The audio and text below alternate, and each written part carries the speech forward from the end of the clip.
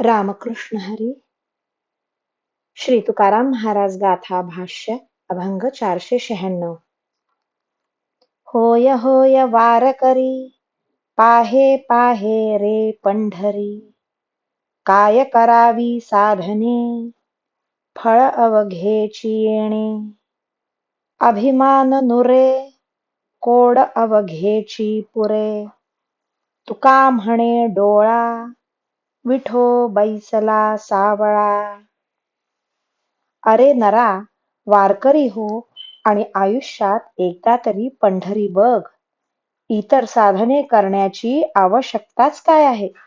कारण वारकरी होण्यानेच सर्व फले प्राप्त होतात. कोणताही अभिमान राहत नाही आणि सर्व इच्छा पूर्ण होतात.